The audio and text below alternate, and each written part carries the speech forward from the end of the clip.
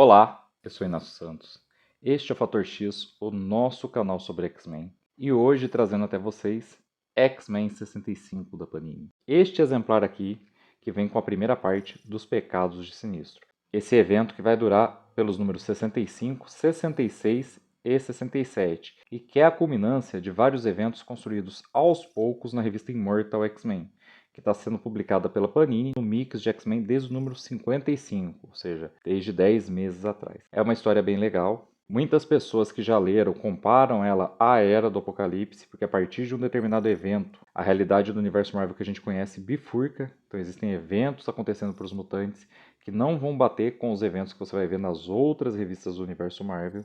Isso tem uma explicação que eu vou dar para vocês daqui a pouco, sem spoilers mesmo. Os spoilers seriam das edições anteriores que justificaram isso. Mas tá uma história bem legal. Não é tão simples quanto uma Era do Apocalipse e foi muito bem construída até aqui. Em que pese que nem todos os títulos mutantes foram rebutados para acompanhar Pecados de Sinistro. Mesmo assim tá bem legal. Vai ser um vídeo razoavelmente longo, se eu não tomar cuidado pelo menos. Por isso eu já quero passar para os avisos e já começar o review sem spoilers. Então, o primeiro aviso, se você está chegando aqui hoje no canal Fator X pela primeira vez, toda vez que sai uma revista mensal dos X-Men, e algumas das edições especiais também, e revistas do Wolverine e tudo mais, tudo que chega às bancas, eu costumo fazer aqui um vídeo dividido em duas partes. A primeira é um review sem spoilers, onde eu falo da revista, seu preço, número de páginas, qualidade, o que eu achei da história. Nesse caso eu já adiantei que eu gostei pra caramba de Pecados de Sinistro. E depois, um resumo completo, onde eu conto tudo o que acontece na edição, para você saber, caso você não vá comprar a revista, só acompanha as histórias do X-Men, atualmente pelo menos, aqui pelo canal Fator X.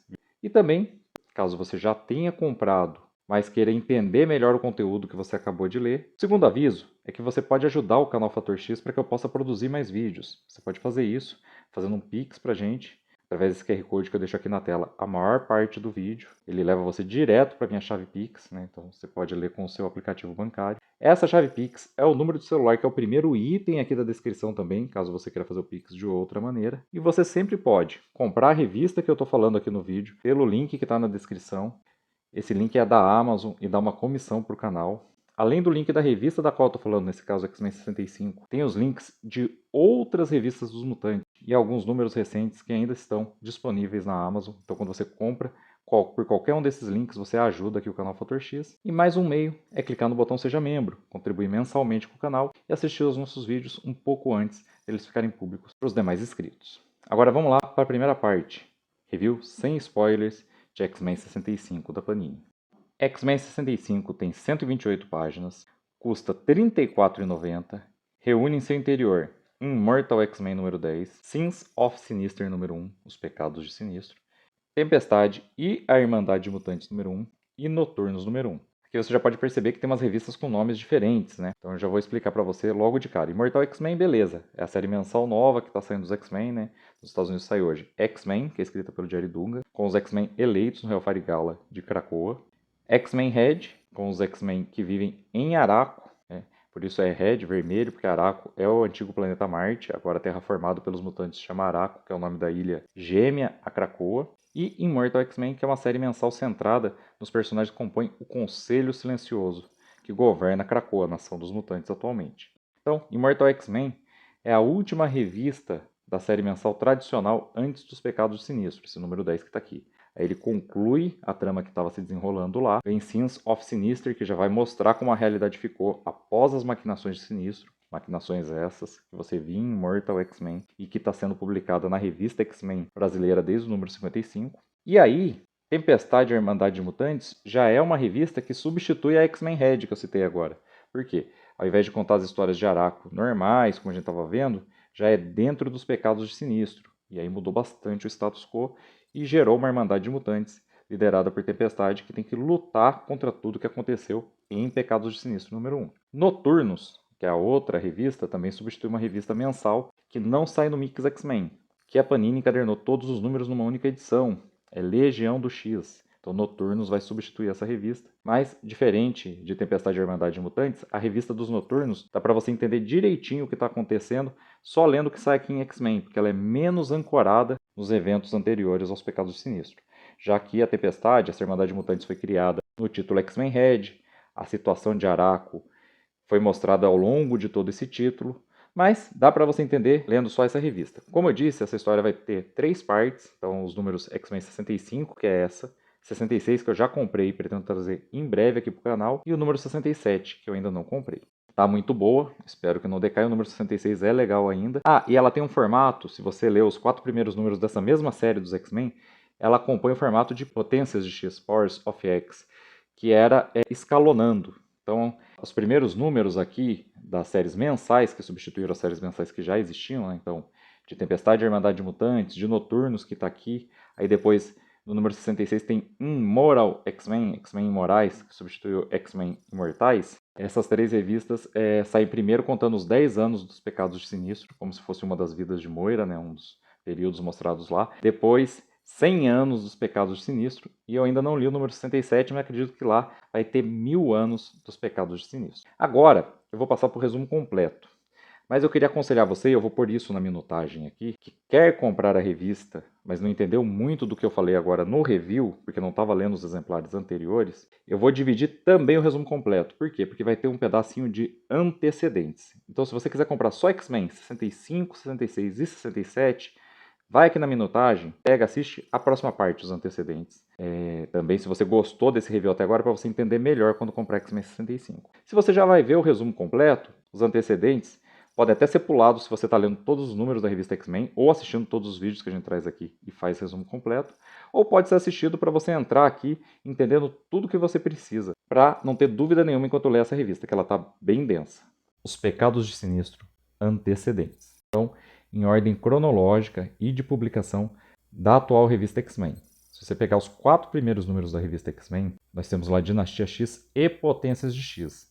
Mas aqui, importante para nós, é uma escala colocada pelo Jonathan Hickman no número 2 de Powers of X, que no Brasil saiu em X-Men número 2. Aqui ele fala dos tipos de sociedade galácticas que a gente pode encontrar e dos tipos de inteligências que existem, inclusive inteligências computadorizadas. E nessa escala ele vai mostrando elaborações que levam a justificar a existência de uma inteligência suprema com a inteligência suprema Kree, que reúne várias mentes de várias pessoas de um mesmo planeta ou de um mesmo império, e isso tem seu valor ali, imitando aquela escala que existe de verdade no mundo real, a escala Kardashev, que é relacionada a sociedades hipotéticas que nós poderíamos encontrar pelo universo. Então ele vai escalonando, eu não vou pegar todas as escalas aqui, mas vou destacar um ponto que ele cita, que é a mente global, quando uma entidade do tamanho do planeta, normalmente um planeta mesmo, pensa todo ele com a mesma mente de alguma maneira, ou são mentes computadorizadas, um cérebro mecânico autorreplicante, tem até um exemplo disso em Powers of X, que os humanos criaram Nibiru, né, transformaram um planeta do sistema solar em um planeta que é todo ele uma mente coletiva, mecânica, mas também um planeta onde todos os seus habitantes pensassem com o mesmo intelecto, geraria sim uma mente planetária. Isso é importante a gente saber. Depois disso, a gente pode ir para X-Men 55, e eu vou deixar inclusive o vídeo sobre essa revista, na verdade sobre a revista Immortal X-Men, que eu fiz um vídeo separado antes, nas telas finais. Aqui a gente vai ver que Moira, que também nos 4 primeiros números da revista X-Men a gente descobriu que era mutante, que tinha a habilidade de viver uma vida inteira, morrer e reiniciar o tempo a partir do seu nascimento, fazendo novas escolhas e mudando completamente a realidade. Em X-Men 55, que publica Immortal X-Men número 1, a gente ficou sabendo que mesmo depois de Moira perder os poderes e ser banida de Krakoa, o Senhor Sinistro guardou seu material genético e tem a possibilidade de criar clones dela. Então o que ele faz? Ele cria um clone. Aí, quando a realidade não está do jeito que ele quer, quando os eventos não deram certo, ele perdeu uma votação do conselho, o plano dele não funcionou, o que ele faz? Ele mata o clone. A realidade volta até aquele ponto onde o clone foi gerado. O novo clone surge com as memórias do original. O Sinistro faz, então, uma cópia daquelas memórias, vê o que deu errado e tenta tudo de novo. Então ele fica reiniciando o universo. Só que diferente de Moira, que fazia isso desde o começo da sua vida, como ele usa clonagem, ele fica fazendo pontos específicos, como se ele salvasse um jogo. Ele chama inclusive de pontos de salvamento. E também, nessa mesma edição, a gente vê que as maquinações de Sinistro vão levar Esperança Summers a fazer parte do Conselho Silencioso. Em X-Men 61, a gente vai ter mais um número de Immortal X-Men, onde a gente vai descobrir a origem do Senhor Sinistro, a origem reformulada dele. Então a gente já sabia que o Senhor Sinistro ganhou seus poderes do próprio Apocalipse, que ele era um humano normal, um evolucionista, inclusive contemporâneo ao próprio Charles Darwin, e que foi evoluído à força. A gente achava que o Nathaniel Essex, que fica enfrentando os X-Men, trocou de corpo, algumas vezes por clonagem e tudo mais, mas que era o mesmo Nathaniel Essex que foi modificado pelo Apocalipse. Mas aqui a gente vai descobrir que não, que que na verdade aquela versão do Sinistro, modificada por Apocalipse, passou a ter um certo apetite para sobreviver. Ele precisa matar pessoas e drenar algumas essências, como se fosse um vampiro mesmo, ou uma espécie de canibal. E esse seu ato, necessário para sua sobrevivência, foi interrompido por Mística e Sina, que o encarceraram em um asilo para loucos, onde, sem consumir vidas humanas, ele acabou por morrer. Só que na conclusão daquela história a gente vê que no momento que Nathanael Essex morreu, em seu laboratório, 4 clones foram liberados. O Senhor Sinistro, quando sofreu sua mutação nas mãos de Apocalipse, recebeu um diamante vermelho em sua testa. Os clones, imitando esse original, tem cada um deles um naipe de baralho. O Nathanael Essex com o qual a gente lida, o Senhor Sinistro que está em Krakoa, é apenas o Nathanael Essex de ouros, mas existe ainda uma Nathanael Essex de copas, um de paus e um de espadas. Esses 4 personagens têm sido apresentados nas várias revistas dos mutantes desde então. E eu não vou falar muito de cada um deles aqui, mas o Dr. Estase, que é a versão humana do Senhor Sinistro, é um dos líderes da Orcs e sobreviveu esse tempo todo sem usar DNA mutante, provavelmente usando tecnologia inclusive de estase para manter longos períodos de vida sem envelhecer o próprio corpo. A Madre Virtuosa apareceu logo depois do juízo final, invocada por feitiçaria por Sebastian Shaw, que recorreu a tomos antigos do Clube do Inferno e invocou essa entidade. Ela é um sinistro, um clone genético do sinistro, mas que enveredou pelo caminho da magia e, pelo jeito, influenciou bastante o Clube do Inferno. Ela aparece mais nas páginas de Legião do X, tendo que lidar ali com o próprio Legião, com o Noturno. E o Nathanael Essex de Espadas nos foi revelado recentemente, no número anterior da revista X-Men, X-Men 64, em X-Men Red, que era Orbes Estelares, um membro da raça dos progenitores, que tem sua própria fazenda de mundos no espaço e que também está tentando, à sua maneira, através da fazenda de mundos, conseguir muitos dados e se tornar uma mente planetária, ali usando as mentes dos vários progenitores que ele criou. A gente achava que era uma raça alienígena, mas parecem ser experimentos dele, muito provavelmente a exemplo dos clones do Sinistro, mesmo criados por outras maneiras. Os progenitores de orbes estelares também devem ter cópias da sua mente. E voltando um pouco nas publicações até X-Men 62, a gente vai ver o momento em que Sinistro, questionado justamente porque os X-Men descobriram que o Dr. Êxtase é uma versão do Sinistro e acham que é parte dos planos dele, que ele está ajudando a Orcs, então os X-Men questionam o Sinistro. Eles já tinham tentado fazer isso antes, mas aconteceu a mega saga Juízo Final, que envolveu Eternos, Vingadores e X-Men, e aí o Sinistro não ficou disponível porque ele foi abduzido pelos Eternos, então não pôde se explicar. E no dia que ele deveria se explicar para o Conselho, na verdade ele vai revelar todos os seus planos, pelo menos para nós. Por quê? Porque na verdade ele colocou a Esperança Summers no Conselho Silencioso porque desejava matá-la. E ele sabia que teria um motivo para atacar vários membros do Conselho Silencioso. Assim, em X-Men 62, a gente viu quando várias vezes ele reiniciou o tempo usando seus clones de Moira, até conseguir matar alguns membros do Conselho Silencioso, mas nesse grupo de alguns membros incluía Esperança Summers. Isso porque ele precisava matá-la, mas também precisava que eles não percebessem que ela era seu alvo. Eles precisavam imaginar que ele estava tentando apenas se livrar das acusações. Assim, X-Men 62 terminou com os membros sobreviventes do Conselho Silencioso perseguindo o Sinistro, que os traiu e ainda matou alguns de seus membros, inclusive Esperança Summers, peça-chave dos protocolos de ressurreição. E é assim, a partir desse ponto, que começa X-Men 65 da Panini. X-Men 65, resumo completo. Immortal X-Men número 10. Então aqui a gente vai ver a caçada ao Senhor Sinistro. Esperança estava morta, alguns membros do Conselho estavam mortos, e os protocolos de ressurreição estavam prejudicados. Então, antes mesmo de perseguir o Sinistro, isso precisava ser corrigido. E qual o poder da Esperança Summers? Duplicar poderes dos mutantes, mas também controlá-los em certa medida e estabilizá-los. O Synchro, então, decide, depois que o Mímico rejeita a tarefa, não se acha capaz para a tarefa, ir até o corpo de Esperança Summers e duplicar seu poder, mesmo com ela morta. Ele é capaz de duplicar poderes, mas não é capaz de controlá-los nem estabilizá-los. Os protocolos de ressurreição, então, são realizados com Synchro no lugar de Esperança. As gêmeas Stepford vão colocar o backup da mente de Esperança de volta no seu cérebro, do corpo novo criado para ela, como faria anteriormente Xavier ou Emma Frost, mas que são parte dos membros do Conselho que foram executados por Sinistro. Uma nova Esperança Summers vai ressuscitar, e depois disso, os outros membros do Conselho. Exodus, Xavier, Rainha Branca, todos telepatas muito poderosos. E foi depois disso, desse processo de ressurreição um pouco diferente do que eles estão acostumados, Ciclope assume a liderança da perseguição e pede para os membros do Conselho Silencioso, inclusive, se afastarem para não correr o risco do Sinistro causar mais nenhuma baixa no corpo dirigente de Krakoa. O Sinistro resiste, usando vários das suas cópias, vários seus clones bizarros que ele cria no seu laboratório, que nem são cópias de verdade, são misturas, são as primeiras quimeras que ele gerou, mas que são deformadas, monstruosas, e os X-Men têm certa dificuldade, então acabam pedindo que o Conselho Silencioso entre também na luta para ajudar, e o Conselho vai fazer isso. E o Sinistro vai acabar sendo derrotado, levado a julgamento e exilado no Poço, no interior de Krakoa, onde ele deve ficar preso, revivendo seus pecados, como já aconteceram com o Dente Sabre e os membros dos exilados, que a gente acompanhou na revista do Wolverine. Então, acabou o problema, né? Só que depois disso, a gente vai ver que o Xavier tira o capacete cérebro que ele usa sobre seu rosto a maior parte do tempo e tem um diamante vermelho na testa dele. E não só na testa dele, mas também nas testas de todos os ressuscitados, inclusive Esperança Summers. Então Mística e Sina deixaram Krakoa, pois Sina já tinha visto todo o futuro e sabia que não havia mais lugar para as duas ali. Começaram os pecados de Sinistro. Pecados de Sinistro, número 1. Aqui a gente vai ver o quê? Que na verdade, desde o começo, o Sr. Sinistro queria dominar Krakoa. Ele codificou no DNA que ele armazenou esses anos todos e que era a base dos protocolos de ressurreição, era com base no banco de dados de DNA do Sinistro.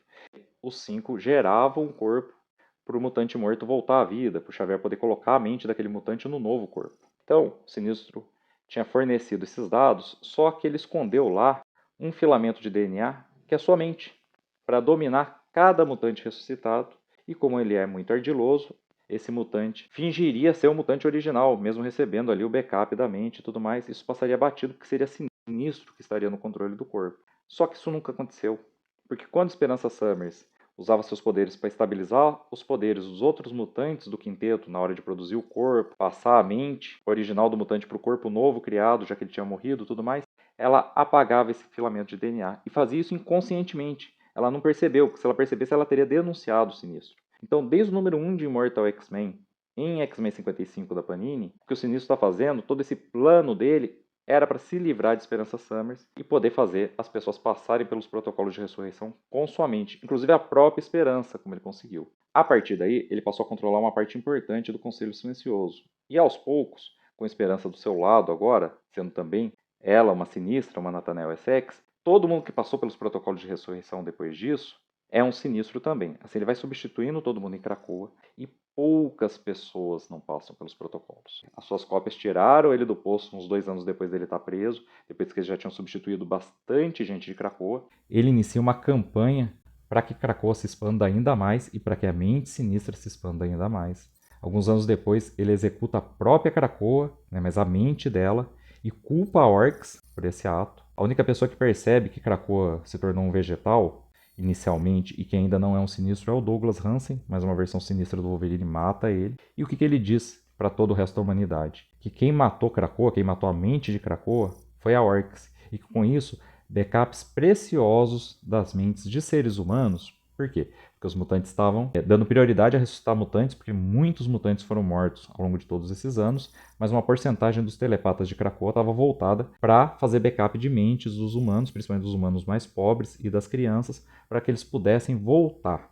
E ele diz que esses backups foram perdidos com o ataque da Orcs, que também reduziu Krakoa a um vegetal. Com isso, ele reuniu várias forças para avançar e atacar a Orcs em sua base. Então a Orcs praticamente acabou nesse dia com a ajuda dos humanos. Só que aí, isso também fazia parte dos planos do Sinistro, não era só para derrotar a Orcs. Ele diz o seguinte, falou, olha, agora sobrou um outro método, gente, que é humanos virarem mutantes, para que todos eles tenham seus backups, junto com os nossos backups principais, que se perderam, mas que a gente é capaz de recuperar mais rápido com os nossos telepatas. Então o que ele faz? Começa a criar bancos de DNA por todo o mundo, que enxertam um DNA artificial em seres humanos. Essa opção já existia, mas agora ele amplia ela. E esse DNA artificial tem a mente sinistra. É claro, alguns humanos começam a perceber, então a gente vê rebeliões de Ben Urich, Fog Nelson, mas eles rapidamente caem nas mãos de outras pessoas que já foram transformadas em Sinistro. E assim, a própria Terra vai sendo remodelada. Antes disso, Capitão América já foi substituído por uma versão sinistra. Os X-Men se tornaram os heróis mais poderosos da Terra. Por quê? Os Vingadores, transformados em Sinistros, atacaram a Casa Branca e mataram o presidente. Então tudo isso produziu uma confiabilidade que quando o Sinistro diz, olha, agora só sobrou vocês receberem DNA mutante, não é a sociedade humana anti-mutante de antes. Agora os X-Men são os maiores heróis da Terra. Poucas pessoas não passam pelos protocolos. Quem não passa? Noturno, já passou algumas vezes, mas num protocolo de ressurreição recente ele voltou com chifres e desde então, eles contam isso pra gente nessa história, ele tá com a mutação um pouco desenfreada, se tornando cada vez mais animalesco. O que o Sinistro fez? Prendeu ele num lugar para estudar melhor, então ele foi lá e levou o Noturno e criou uma cópia para substituí-lo. E outra pessoa que não passou pelos protocolos de ressurreição é a Tempestade. Por quê? Porque se você estava acompanhando X-Men Red, ela e o Magneto combinaram de não passar pelos protocolos de ressurreição, porque o povo de Araco não quer passar pelos protocolos de ressurreição. Então, em solidariedade a eles, ela decidiu fazer isso. O Magneto, inclusive, morreu e não passou pelos protocolos de ressurreição, continua morto. E a Tempestade tem seguido viva até então, mas, como não morreu e como se morresse não passaria pelos protocolos, não virou uma Sinistra. Então, ela é a única voz no Conselho, cerca de 5 anos depois, que não é uma Sinistra. Ela percebe as maquinações e percebe que aquele não é seu amigo Noturno. E aí ela se rebela. O Sinistro se revela nessa hora e mostra o verdadeiro Noturno, que a essa altura está completamente bestial. Todo mundo revela o seu diamante vermelho na testa e ela vê que está entre sinistros, só que ela já tinha se preparado para essa revelação e estava em contato telepático com Labatuca, que ajudou-a a se livrar do controle dos telepatas que tentaram dominá-la, mesmo à distância, mesmo estando lá em Araco, e com a ajuda da mente dela e com seus próprios poderes climáticos, ela arrebentou tudo e saiu voando. A partir daí, Krakoa e Araco estão em guerra. Sinistro começa a criar suas primeiras gerações de quimeras, mesclando apenas 2 DNAs mutantes e enviando esses soldados descartáveis para lutar contra Araco. Enquanto isso, Krakoa continua se desenvolvendo e as maquinações de Sinistro vão se aprofundando. E assim, 10 anos depois, Namor já se tornou um Sinistro e matou o Dr. Destino que procurou ele, percebendo o que estava acontecendo com a Terra para pedir ajuda, para tentar libertar os humanos e, é claro, não atrapalhar seus próprios planos de dominação. Asgard foi destruída pela magia, usando artefatos mágicos conseguidos por Sebastian Shaw. Sebastian Shaw, inclusive, usou os feitiços que ele aprendeu lá no Clube do Inferno para se tornar um ser muito poderoso, mas é um Sebastian Shaw sinistro, servindo ao Senhor Sinistro. E 10 anos depois eles estão muito poderosos e o Senhor Sinistro acha que manda em tudo, até que ele perde uma votação para o Conselho Silencioso. Ele quer transformar toda a Terra numa única mente sinistra. Ele quer criar um domínio, ele quer criar uma mente global para assim ascender naqueles níveis daquela escala que eu falei para vocês nos antecedentes. Ele quer criar uma força de inteligência tão grande que colapse sobre si mesma e torne ele uma espécie de deus mental que vai existir para sempre. Mas o resto do Conselho Silencioso quer fazer uma guerra às outras nações intergalácticas que cercam o planeta Terra. E isso pode arrasar os planos de Sinistro. Mas tudo bem, eles são cópias dele, pensam com a mente dele e vão obedecê-lo. Só que não. Não é isso que acontece.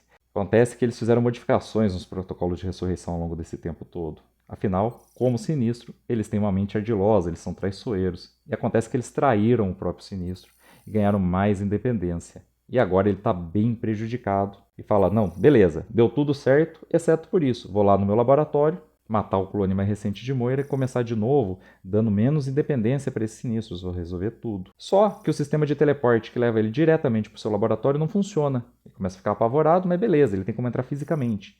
A gente vai descobrir que ele guarda os clones de Moira num laboratório que ele criou no subsolo da Ilha Muir, uma afronta à Moira original. Mas ele vai lá, faz isso a pé então, né? Desativa o sistema de segurança e entra. Quando ele chega lá, os clones foram roubados. O laboratório dele inteiro foi roubado. Sinistro está preso no inferno que ele próprio criou. Tempestade e a Irmandade de Mutantes número 1. Aqui a gente vai ver os eventos que seguiram com Tempestade em paralelo à sua ruptura com o Conselho Silencioso. Após descobrir que o Sinistro tinha dominado todo o Conselho e transformado seus membros em versões de si mesmo, Tempestade então volta para Araco, reúne a Irmandade de Mutantes e prepara um ataque a Krakoa. E no momento que Tempestade prepara seu ataque a Krakoa, ela é avisada pela própria Sina que esse não é o momento é mais no futuro.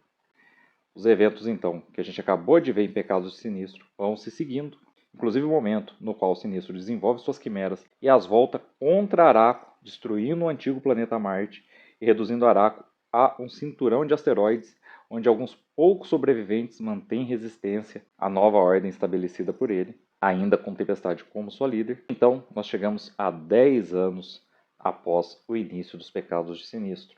Tempestade tem uma Irmandade de Mutantes razoavelmente diferente, com um Cable que se uniu a Shiloh, a história viva de Araco. Novos membros, outros faleceram, como é o caso de Roberto da Costa, o Mancha Solar. E nós temos um guarda-costas para Ororo. Se trata de John Ironfire. E é nessa conjuntura que Sina vem até Araco. Assim que ela surge, começa a falar com Tempestade, as duas começam a discutir, e rapidamente John Ironfire projeta uma lâmina de seu braço e aparentemente mata Cina, apenas para que ela se revele mística. E é o momento que John Ironfire revela a verdade. Ele já sabia, ele observa a mística há muitos anos e diz que mesmo em outras formas, ele pode ler sua linguagem corporal, seus maneirismos, até pequenas coisas escondidas em sua fala. E percebeu que não era Cina que tinha vindo se reunir com Tempestade. Mística conta que Cina tinha visto em seu futuro que Tempestade não a mataria, mas que Mística decidiu proteger sua mulher e ela mesma a reunião por garantia, mas que o que ela trazia era fruto das visões genuínas que Cina tinha do futuro. E ela dizia o seguinte: este era o momento de atacar. Elas tinham descoberto onde era o laboratório de Sinistro, onde ele guardava os clones de Moira com os quais ele poderia reiniciar o universo.